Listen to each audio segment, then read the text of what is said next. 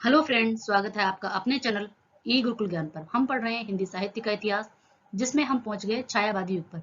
और छायावादी युग का आज पार्ट 5 भाग 5 है। इससे पहले हमने आदिकाल, भक्तिकाल, रीतिकाल कंप्लीट कर लिया है और भारतीय युग, द्विवेदी युग भी आधुनिक काल में कंप्लीट कर लिया है। अगर आप हिंदी से TGT, PGT, DT plus B, KBS, NBS किसी भी स्टेट से हैं आप और हिंदी से तैयारी कर रहे हैं, तो ये समझिए कि महत्वपूर्ण सीरीज आपके लिए ही है। इसमें महत्वपूर्ण क्वेश्चंस का समावेशन किया गया है जो आपकी परीक्षा में आपको सफलता दिलाएंगे। बहुत ही अच्छे प्रश्नों को रखा गया है जो किसी न किसी परीक्षा में आए हुए हैं।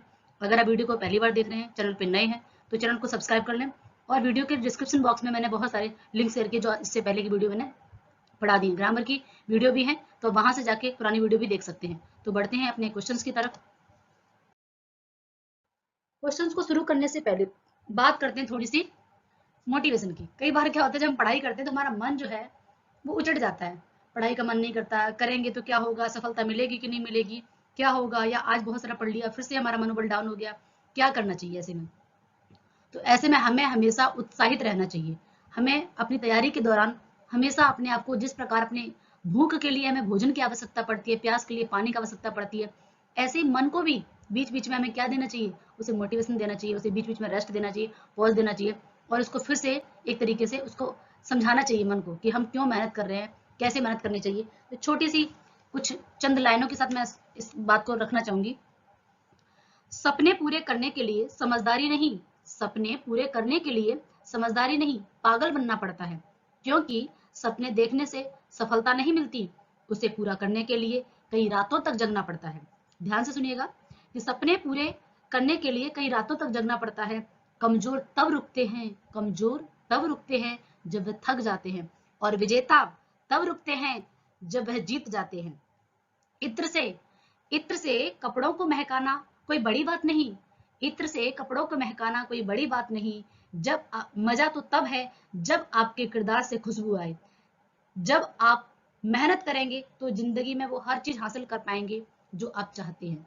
बस खुद पर विश्वास बनाए रखिए, खुद पर विश्वास बनाए रखिए। आज अपने ड्रीम के पीछे भाग आज अपने ड्रीम्स के पीछे भागो। कल लोग दौड़कर आपके पीछे भागेंगे, कल लोग दौड़कर आपके पीछे भागेंगे। मंजर धुंधला हो सकता है, मंजर धुंधला हो सकता है, मंजिल नहीं। दौर बुरा हो सकता है, जिंदगी नहीं। इन्हीं लाइनों के साथ अपने क्वेश्चंस को पढ़ते हैं और पढ़ेंगे ही नहीं, आने वाले 10 से 15 मिनट में हम देखेंगे किस तरीके से हम 70 क्वेश्चंस को कवर करेंगे। आज की सीरीज में हमने 70 क्वेश्चंस को लिया है, इससे पहले हमने 200 क्वेश्चंस को कवर कर लिया है। लगभग 500 प्रश्नों को मैंने लिया है छायावादी युग से। तो पहला प्रश्न है हमारा, किस कवि को हिंदी का वायरन माना जाता है। आपको अपने नोट्स के साथ साथ इसे अपना आंसर भी टिक लगाते जाइए कि आपकी कितनी तैयारी हो रही, कितने क्वेश्चंस का आप आंसर दे पा रहे हैं। बताना है आपको हिंदी का वायरन किसे माना जाता है। ऑप्शन में आपको दिया है रामेश्वर स्वप्न, अंचल, बच्चन जी, नरेंद्र शर्मा, भगवती वर्मा। तो ये है कौन, बच्चन जी। ठीक है, नेक्स्ट है दिनकर कृति उर्वशी। इसको हमने 4th वीडियो में इसके बारे में डिस्कस किया था।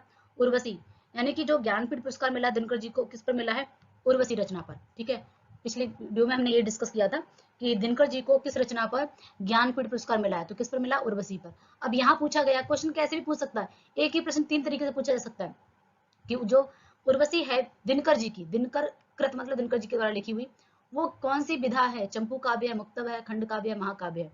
आपको बताना है कि ये कौन सी है। ठीक है, जैसे आप देखेंगे हमने आपको पिछली क्लास में बताया था कि जो जयशंकर प्रसाद की उर्वशी है वो क्या है, चंपू काव्य है। ठीक है, चंपू का मतलब क्या, गद्य पद्य में लिखी हुई रचना को क्या कहा जाता है, चंपू कहा जाता है। जबकि दिनकर जी ने लिखी है उर्वशी, वह क्या है, एक खंड काव्य है। नेक्स्ट है हिंदी साहित्य के अंतर्गत सर्वप्रथम ज्ञानपीठ पुरस्कार किसको मिला था, हिंदी में। ठीक है, सबसे पहले ज्ञानपीठ पुरस्कार शंकर गुरु को मिला था, लेकिन हिंदी में पूछा जाता है तो किसे मिला था, पंत जी को, सुमित्रा नंदन पंत को। और किस रचना पर मिला था, नोट कर लीजिए, चिदम्बरा पर मिला था। किस पर मिला था, चिदम्बरा पर मिला था। नेक्स्ट क्वेश्चन हमारा, साकेत को जीवनवादी काव्य किस आलोचक ने माना था। आपको कमेंट सेक्शन में बताना है साकेत रचना किस कवि की है, किस लेखक की है, आपको बताना है। साकेत को जीवनवादी काव्य किस आलोचक ने कहा है, आपको अपना आंसर बताना है। तो ये बोला था डॉक्टर नगेंद्र जी ने। नेक्स्ट है प्रयोगवाद को बैठे ठाले का धंधा किसने कहा है। सारे प्रश्न आए हुए हैं डीएसएसबी में, आप देखेंगे यहाँ से आपको बहुत सारे प्रश्न मिलेंगे। बहुत महत्वपूर्ण सीरीज चल रही है। प्रयोगवाद को बैठे ठाले का धंधा किसने कहा है, ये कहा है आपके नंद दुलारे वाजपेयी जी ने। नेक्स्ट है भक्ति को स्वतंत्र प्रदान, भक्ति को स्वतंत्र प्रदान रस किसने माना है, आपको बताना है। तो ये किसने माना है, रूप गोस्वामी जी को। चैतन्य महाप्रभु के द्वारा रूप गोस्वामी को, तो ये एक तरीके से भगवान कृष्ण के बहुत बड़े भक्त थे रूप गोस्वामी जी, ठीक है। इन्होंने क्या माना है कि भक्ति जो है स्वतंत्र प्रधान रस है, ठीक है। नेक्स्ट है आचार्य शुक्ल कृत हिंदी साहित्य का इतिहास, मोस्ट इंपॉर्टेंट है हिंदी साहित्य का इतिहास। हिंदी शब्द सागर की भूमिका से 1929 में ये इन्होंने पहले जो था हिंदी शब्द सागर की भूमिका, ठीक है। हिंदी बाद में हिंदी साहित्य का इतिहास के नाम से प्रसिद्ध हुआ इतिहास जो है शुक्ल जी का। इसमें लगभग 900 वर्षों तक के इतिहास को लेकर 1000 कवियों का परिचय दिया है। कितने कवियों का परिचय दिया है, 1000 कवियों का। नेक्स्ट प्रश्न है हमारा, किस आलोचक का संबंध शांति निकेतन से है। बहुत सारे जो हमारे कवि हैं, लेखक हैं, वो किसी न किसी व्यक्ति को उन्होंने अपनी लाइफ में रोल मॉडल, हमें भी अपनी लाइफ में कोई ना कोई रोल मॉडल होना ही चाहिए, ठीक है। तो यहाँ पर शांति निकेतन की स्थापना किसने की थी, बताना है आपको। शांति निकेतन जो है वो किसकी स्थापना, किसने स्थापना की थी। तो शांति निकेतन से मतलब किस कवि का, यहाँ पर हजारी प्रसाद द्विवेदी जी का। नेक्स्ट है प्रकृति रस की कल्पना किसने की है, प्रकृति रस की कल्पना किसने की है, आपको आंसर बताना है। तो रसवादी आलोचक कौन कहे जाते हैं, आचार्य रामचंद्र शुक्ल। नेक्स्ट प्रश्न है हमारा, गारसा द तासी की कृत हिंदी साहित्य के इतिहास, ठीक है। हिंदी साहित्य का इतिहास उन्होंने किस नाम से लिखा है, गारसा द तासी ने। आपको कमेंट सेक्शन में बताना है। जॉर्ज ग्रियर्सन और गारसा द तासी हिंदी साहित्य का इतिहास उन्होंने किस नाम से लिखा है। उसका हिंदी, इसका अनुवाद किसने किया है, किस व्यक्ति ने अनुवाद किया है, तो किसने किया, लक्ष्मी सागर वासड़े जी ने किया है। नेक्स्ट है पद्मावत को एक ट्रेजेडी किसने किसने कहा है, ट्रेजेडी कहा है पद्मावत को। पद्मावत जो कि महाकाव्य है, ठीक है। तो बताया गया कि इसको एक ट्रेजेडी है एक तरीके से, ये किसने कहा है, विजय देवनारायण शाही ने। नेक्स्ट प्रश्न है हमारा, निम्न में से किसने प्रसाद के नाटकों को मंचनीय माना है, कि प्रसाद जी के जो नाटक हैं वो लंबे लंबे कथानक उसमें दिए गए हैं जो रंगमंच के लिए उपयुक्त नहीं माने गए, इसीलिए पर किसी ने माना है। जैसे हर आलोचक के अपने अपने हिसाब से है। तो प्रसाद जी का जैसे ध्रुव सामने सबसे प्रसिद्ध नाटक है जो रंगमंच और सारी चीजों से सही है, क्योंकि प्रसाद जी ऐतिहासिक नाटक रंगमंच पे उतने खरे नहीं उतरे हैं। लेकिन किसी ने माना है कि रंगमंच भी उनका अच्छा किया जा सकता है, ये आपको बताना है। तो कौन है, शांता गांधी ने, ठीक है। नेक्स्ट है हिंदी की मुक्ति, हिंदी की मुक्त छंद की प्रथम कविता कौन सी है, मुक्त छंद के प्रणेता कौन है, निराला जी। तो इसमें रचना भी आप देख सकते हो, ठीक है। और इस रचना को महावीर प्रसाद द्विवेदी ने छापने से मना कर दिया था, इस कविता को, ठीक है। तो बताना है कौन सी है। अब तो आपको याद आ गया होगा, पिछली क्लास में पढ़ा था, जूही की कली। नेक्स्ट है निम्न में से इंदु पत्रिका के प्रथम संपादक कौन है। इंदु जो पत्रिका है, ठीक है, पत्र पत्रिकाएं भी बहुत महत्वपूर्ण है। तो आपको बताना है किसके संपादक यानी एडिटर कौन थे, प्रथम संपादक कौन थे, आपको अपना आंसर बताना है। तो कौन था, अंबिका प्रसाद गुप्त जी। नेक्स्ट है हिंदी साहित्य का दूसरा इतिहास, हिंदी साहित्य का दूसरा इतिहास, एक है बच्चन जी और दूसरा हमारे देखेंगे साहित्य भी, फिल्म भी हमारे साहित्य से ही बनती है। अगर साहित्य में पट कथाएं स्क्रिप्ट ना मिले तो हम नाटक फिल्म ये सब नहीं बना सकते। दूसरा इतिहास भी एक बच्चन जी, अमिताभ बच्चन जी, ठीक है, हमारे अमिताभ बच्चन। दूसरा इतिहास ऐसे याद रखो, ठीक है। एक बच्चन वो है जो साहित्य में धूम मचाई और एक बच्चन यहाँ पर फिल्म में। तो दूसरा इतिहास किसने, बच्चन जी, ठीक है। ऐसे ट्रिक बना लो, बाकी कोई ऐसा रिलेट करने की। नेक्स्ट सरस्वती पत्रिका के प्रकाशन के संबंध में जो सही है उस पर बताना है। कुछ 4 ऑप्शन दिए सरस्वती पत्रिका के बारे में। तो ये 1903 तो गलत ही है, ठीक है। आपके सामने दोनों ही प्रश्न जो है वो गलत हैं। ये ऑप्शन पहला, ठीक है। तीसरा कौन सा है, क्योंकि 1900 में इसकी स्थापना हुई थी इंडियन प्रेस प्रयाग से। सन 1908 ईस्वी में महावीर प्रसाद द्विवेदी ने कवियों की उर्मिला विषयक उदासीनता को लेकर एक लेख लिखा था जिसका नाम क्या था, भुजंग भूषण। नेक्स्ट प्रश्न है हमारा, महावीर प्रसाद द्विवेदी के निबंधों को बातों का संग्रह किस आलोचक ने माना है। तो महावीर प्रसाद द्विवेदी को कोई अगर आलोचना कर सकता है तो वही एक ही है, आचार्य शुक्ल। छायावाद की निर्मुक्त मूलक व्याख्या किसने की है, प्रसाद ने, रामकुमार वर्मा ने, नंदुलारे वाजपेयी ने। आपको बताना है छायावाद की निर्मुक्त मूलक, तो ये किसने की है, जयशंकर प्रसाद जी ने। नेक्स्ट है मार्क्सवादी आलोचक और कामायनी, कामायनी को फैंटेसी किसने बोला है, मुक्तिबोध ने। तो मार्क्सवादी आधार पर मुक्तिबोध ने ही बोला है। नेक्स्ट है निराला की अंतिम रचना सांध्य कांकली कब प्रकाशित हुई थी, यह प्रकाशित हुई थी 1969 में, 1969 में। नेक्स्ट है हमारा आधुनिक हिंदी का पहला अभिनीत नाटक कौन सा माना जाता है, आधुनिक हिंदी का, ठीक है। तो ये माना जाता है आपका जानकी मंगल, शीतला प्रसाद, ठीक है, शीतला प्रसाद जी का जानकी मंगल।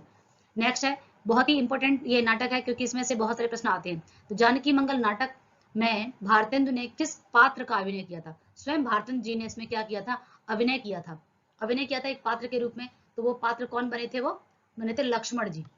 क्या बने थे? लक्ष्मण जी। नेक्स्ट है, लक्ष्मण का रोल उन्होंने किया था। हिंदी नाट्य समिति, हिंदी नाट्य समिति, आपको यहाँ पर देखो प्रश्न में से एक प्रश्न मिल गया। मैं हर बार आपको बोलती हूँ कि मैं बहुत केयरफुली पढ़ाई करनी है, जितना हम पढ़ लें सटीक पढ़ें, क्वालिटी पढ़े ना कि क्वांटिटी पढ़े कि हमने आज 200 प्रश्न पढ़ लिया, ऐसा नहीं होना चाहिए। हिंदी नाट्य समिति, ये प्रश्न भी आपसे पूछा गया है, ठीक है, ये डीएसएसबी का प्रश्न आया हुआ है कि हिंदी नाट्य समिति की स्थापना कब हुई थी? 1908 में। अब ये कहाँ हुई थी ये आपको बताना है, ठीक है। प्रश्न में से प्रश्न किस तरीके से बन सकता है, 4 ऑप्शन से, यानी कि हमें बहुत ही सटीक तरीके से बार बार अभ्यास करना है, उसके सारे ऑप्शंस को देखना है। तो यहाँ बताया गया कि हिंदी नाट्य समिति जो है उसकी स्थापना कहाँ पर हुई थी? इलाहाबाद में। और इस मतलब प्रकाशन वर्ष पूछा जाए, स्थापना पूछा जाए, ईयर पूछा जाए तो 1908 में। नेक्स्ट है, देखो यहाँ पर हिंदी नाट्य समिति है, बहुत ध्यान से पढ़ना है। अगर हम थोड़ा भी अगर ऐसे ही पढ़ लेंगे ना, केयरफुली तरीके से नहीं पढ़ेंगे, सटीक तरीके से नहीं पढ़ेंगे तो हम गलतियां कर बैठेंगे। हिंदी नाट्य समिति है, यहाँ हिंदी नाट्य परिषद है, दोनों में अंतर है, परिषद अलग चीज है, समिति अलग है, ठीक है। इसकी स्थापना कब? 1906 में। कब हुई थी? 1906 में। और इसकी जगह जो है वो कहाँ से प्रकाश, आपको बताना है कि इसकी स्थापना कहाँ से हुई थी, कलकत्ता, प्रयाग, कानपुर या फिर इलाहाबाद? तो ये है आपके कलकत्ता। नेक्स्ट है, कृष्ण अर्जुन युद्ध नाटक के लेखक कौन है? देखो कृष्ण और अर्जुन, ठीक है, कृष्ण और अर्जुन, भगवान कृष्ण को क्या पसंद है? माखन, ठीक है, माखन पसंद है, तो माखन लाल चतुर्वेदी जी का नाटक है। नेक्स्ट है, जयशंकर प्रसाद का प्रथम नाटक कौन सा है? जयशंकर प्रसाद जी का प्रथम नाटक कौन सा है? राजश्री। नेक्स्ट है, नाटककार के रूप में प्रसाद जी किस प्रकार के उनकी प्रतिष्ठा है, कैसे नाटक लिखे थे?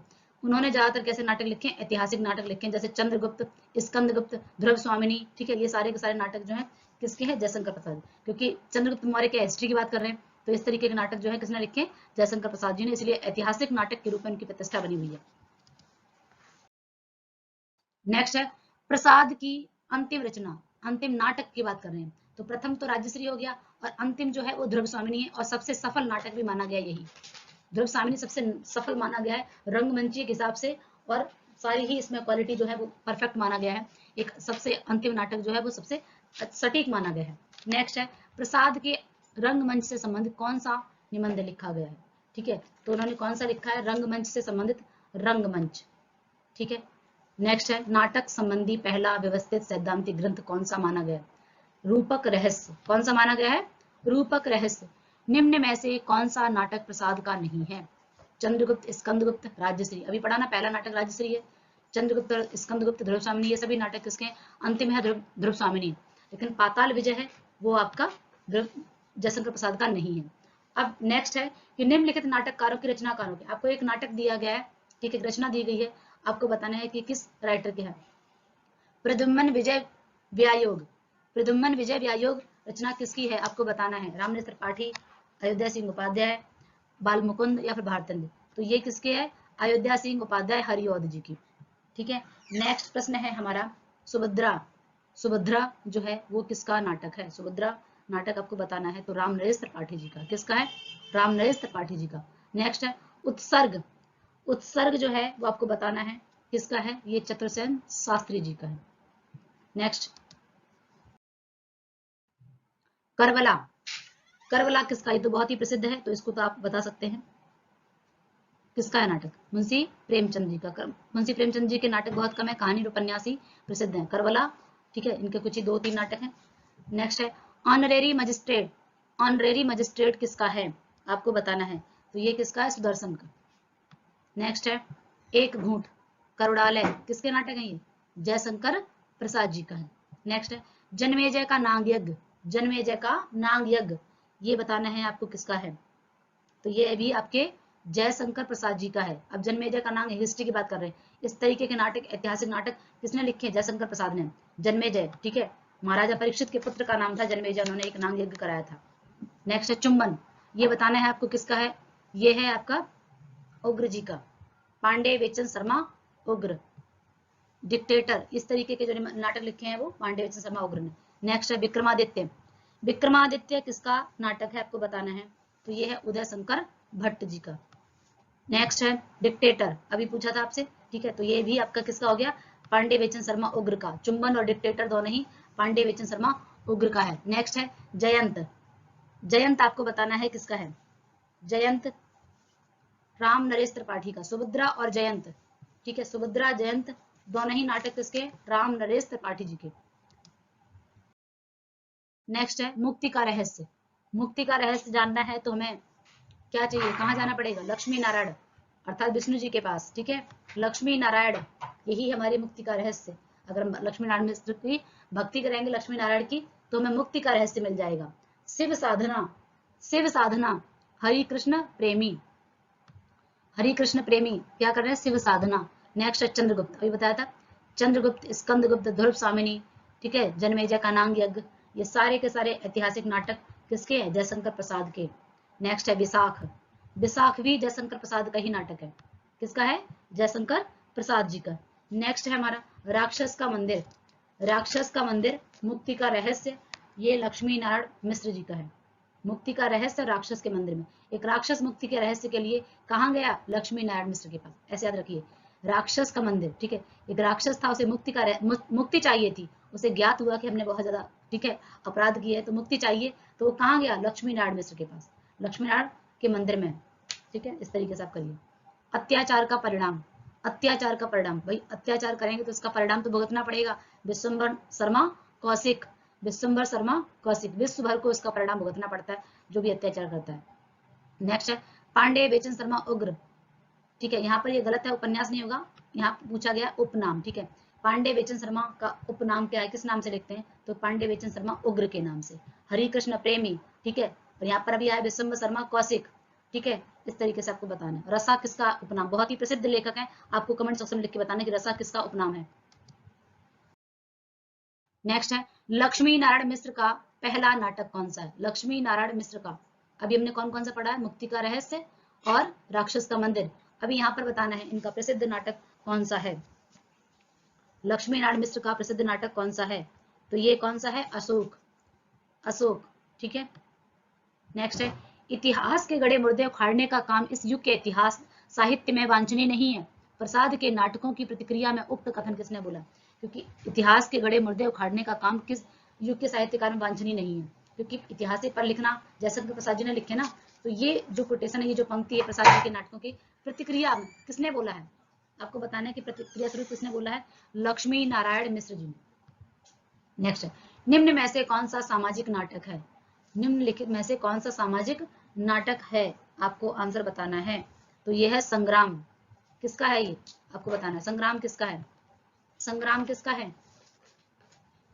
मुंशी प्रेमचंद जी का। नेक्स्ट है निम्नलिखित में से कौन सी कृति नाट्य रूपक है, नाट्य रूपक, इसको पिछली क्लास में पढ़ चुके, अगर आपने पिछली क्लास अटेंड की है तो आप इसका आंसर दे पाएंगे, कौन सा है, ज्योत्सना। नेक्स्ट है अनग गीत नाट्य, पहले तो क्वेश्चन आपको यहाँ पर बहुत ही इंपॉर्टेंट है, ठीक है। अनग जो है ये क्या है, विधा क्या है, गीत नाट्य, किसकी है, किसका ये नाटक है, गीत नाट्य, मैथिली शरण गुप्त जी का।